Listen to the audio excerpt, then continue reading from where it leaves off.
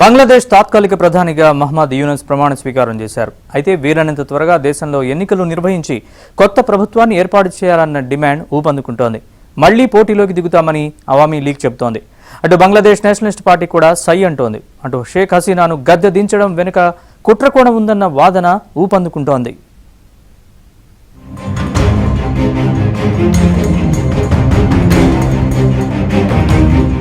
బంగ్లాదేశ్లో శాంతి భద్రతలు పునరుద్ధరించి వీలైనంత త్వరగా ప్రభుత్వాన్ని ఏర్పాటు చేయాలని భారత్ కోరింది.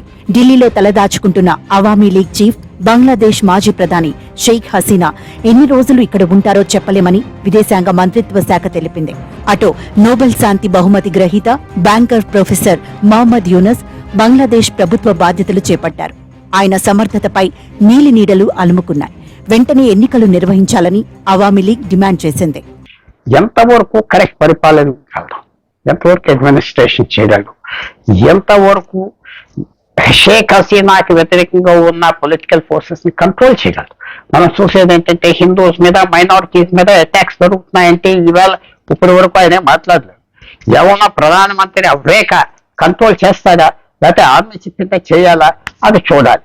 పూర్వ పద్ధతులు బట్టి మనం చూస్తే తప్పకుండా ఆర్మీయే కంట్రోల్ చేస్తారు. వెంటనే ఎలక్షన్స్ ఉండవు. సంవత్సరాల, 2 సంవత్సరాల, 3 సంవత్సరాల సమయం గడుపుతారు ఆర్మీ. ఎందుకంటే కోపాలు తగ్గిపోవాలి, పాత నాయకులు మర్చిపోవాలి, కొత్త నాయకులు తేవాలి. ఆ స్ట్రాటజీస్ అంతా, షూ వాళ్ళంతా వాళ్ళకు ఉంటాయి. కాబట్టి ఒక ఈ కొత్త గవర్నమెంట్ మొహమ్మద్ దానికంటే ఎక్కువ చేసే పరిస్థితి కష్టం. ఆయనకి ఎక్స్పీరియన్స్ లేదు. తర్వాత కఠిన వ్యవహారం చేయగలడా? ఒక పక్కన ఆర్మీ కంట్రోల్లో ఉన్నది, ఇంకో పక్కన జియా బెంగాల్ దేశ్ నేషనల్ పార్టీ పూర్వ ప్రధానమంత్రి కూడా ఉంటారు, డిమాండ్ చేస్తున్నారు. ఇస్లామిక్ ఫోర్సెస్ డిమాండ్ చేస్తున్నారు. చైనా ఏం అడుగుతుంది, పాకిస్తాన్ ఏం చెప్పిస్తుంది, ఇవన్నీ కంట్రోల్ చేయగలరా? లేకపోతే చెడ్డ పేరు తెచ్చుకున్నాక ఆర్మీ ఆయన తీసి కోన్ పెడతారా? ఆ సమయం చెప్తారు.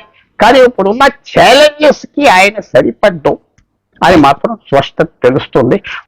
యూనస్ మరో 15 మంది సభ్యులతో కలిసి అడ్వైజరీ కౌన్సిల్ ఉంటుందని బంగ్లాదేశ్ ఆర్మీ చీఫ్ చెప్పారు. సంక్షోభం నుంచి బంగ్లాదేశ్ ను బయట పడేస్తానన్నారు యూనస్. యువత హింసను విడనాడాలని, అదే మార్గం అవలంబిస్తే దేశం సర్వనాశనమవుతుందని అభిప్రాయపడ్డారు. బంగ్లాలో కొనసాగుతున్న ఉద్రిక్తత పరిస్థితుల వెనుక కుట్రకోణం దాగి ఉందని 1971లో జరిగిన యుద్ధంలో పాల్గొన్న వింగ్ కమాండర్ దేవేందర్ జీత్ సింగ్ అనుమానం వ్యక్తం చేశారు. విద్యార్థుల ఆందోళనలో ఇంతటి తీవ్ర రూపం దాల్చటం వెనుక అదృశ్య హస్తముందని, లేకపోతే నిరసనలను అణిచివేయటం సైన్యానికి పెద్ద పనే కాదన్నారు. బంగ్లాదేశ్ అనిశ్చితికి పాక్ ఆజ్యం పోస్తోందని షేక్ హసీనా తనయుడు సాజిబ్ వాజిద్ చెప్పారు. తన తల్లికి రక్షణ కల్పించినందుకు గాను భారత ప్రధానమంత్రి నరేంద్ర మోదీ భారత ప్రభుత్వానికి కృతజ్ఞతలు తెలిపారు. ఐఎస్ఐ ప్రమేయం ఉందని చెప్పడానికి క్షేత్రస్థాయిలో చోటు చేసుకున్న ఘర్షణలే ఆధారాలని ఆయన అభిప్రాయపడ్డారు. ఉగ్రవాద, విదేశీ శక్తులు మాత్రమే సమకూర్చగలిగే ఆయుధాలతో అల్లరి మూకలు పోలీసులపైనే దాడులు చేసినట్లు గుర్తు చేశారు.